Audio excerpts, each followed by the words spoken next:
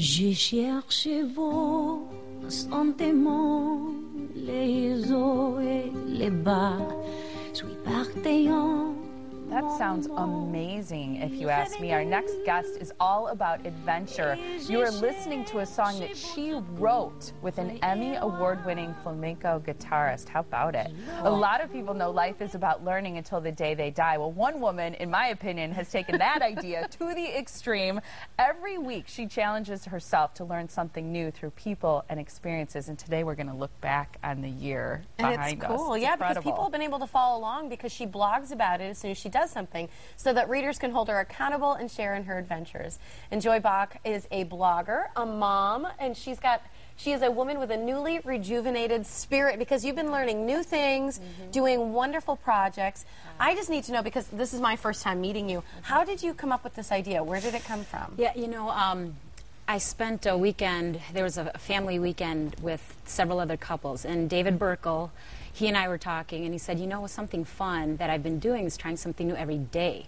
But if you take it on, I would recommend doing it every week because there's just so much to take in, and then even the writing part alone, that's what takes so long. Like, I can take 5 days to even get my thoughts around what I just went through. What you experienced. And it's incredible because you're a mom, you have 3 kids, you're busy, I know, always doing stuff. And what you decided was that every week, like you just said, you were going to try something new. I think what we should start off by doing is talk about the highlights of the latter part of the half of the year. In other words, this is the picture we just showed of you surfing in the shark capital of the world. Is surfing hard?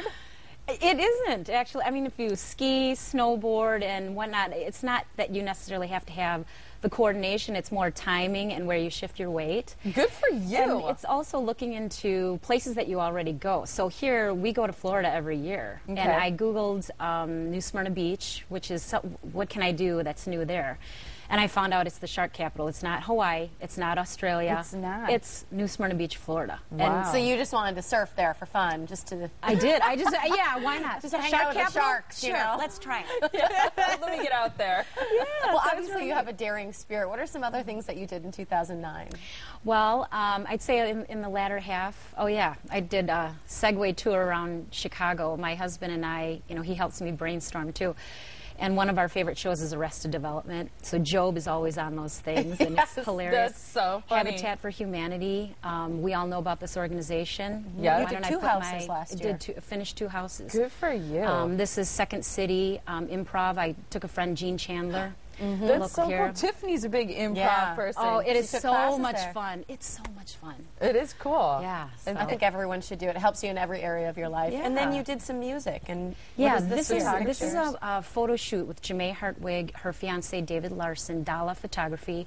I liked his style. I wanted to style a shoot myself, and this couple, they're just phenomenal to work with. So I wanted to get his backstory and her story as well. That is so cool. What kinds of, and then you also did some work with the special needs. Yeah, this is, what I enjoyed is learning the person behind the task. And one of my girlfriends, Shelley Runte, has a daughter who has CP. So I wanted to know what it entailed. What's your daily routine in raising a child with special needs? It's 14 medications. You have to make sure you give the right one at the right time. Sometimes it's a mixed. One will, you know, maybe dismiss another, and that's when she's healthy. Right. What happens when she's sick, you know? So it It'd was probably really be good interesting. for all of us to walk in the shoes of a parent with a Absolutely. child with severe disabilities. What kinds of thoughts did you have at the end of the year after all these experiences each week? Yeah, taking in, trying to push my spirit a little bit, rejuvenating, you know, some of my interests and getting back out there. One was keep focused on what's important. That means people and just what are your values. So declutter. Right. Declutter, and like I said, that could include people, you know, who might try to bring you down or whatever. That's an interesting point. It is. Declutter even people who Yeah. bring you down. Yeah. That's a good point. Inspire others, because you never know when you're going to touch someone else. And I think that was one of my favorite parts about it. I would receive emails and phone calls that one of my friends said, I'm going to leave work early today just to spend time with my family, you know, after reading one of the entries. Another said, I paid for a stranger's dinner. Nice. Yeah. Another said I spent time with a bum who I saw on the side of the street. You know, so it was really neat. I think that so was cool. the neatest take home of what you talked about, is that, you know, it really was about the people and not always just the task that you were taking on. And Right. that sort of led you into your new mission for 2010. You've started up a new blog, and you're doing surgical mission trips. Tell us about that. Right. Well, the surgical mission, one of my friends called me up, Davina Wells, and said, if you're up for it, let's go. Let's just do this. And my husband kept pushing me because he knew I wanted to do mission work at some point. So a group of Milwaukee physicians, they go every year, every 2 years. So I thought, why not? This is my time to do it. It was incredible because it was multifaceted. I learned more about my roots, about my father, rekindling a friendship. And I was just taking it all in. And even now, I'd say I'm still kind of decompressing and thinking how it affected me. Was it hard on your heart being a mom and everything to be there and to go through to see what you did? Yes. A part of it was, you know, I kept asking my husband, I don't know if I'm ready to depart for 2 weeks. He said, just do it. You will not regret it. We will be fine. And so when I was there, you meet all the indigent, and these people are not insured. They're screened.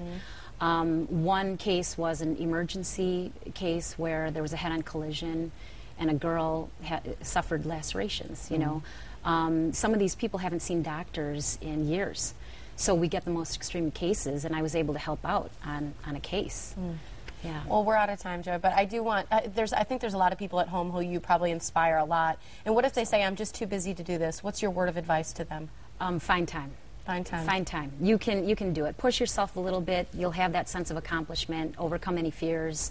It's very rewarding. I love it. And you have this call to action because you want people to contact you. You want them to share things they've always wanted to try, or somebody they maybe think should be featured, whether it's the everyday Joe or a philanthropic grandmother who doesn't miss a bake sale, as you say it. I love it because you're always trying and learning something new. Your blog is Joy Bach. That's BACH.com. That's your website, rather, www.joybach.com, and people can contact you that way and get in touch with you.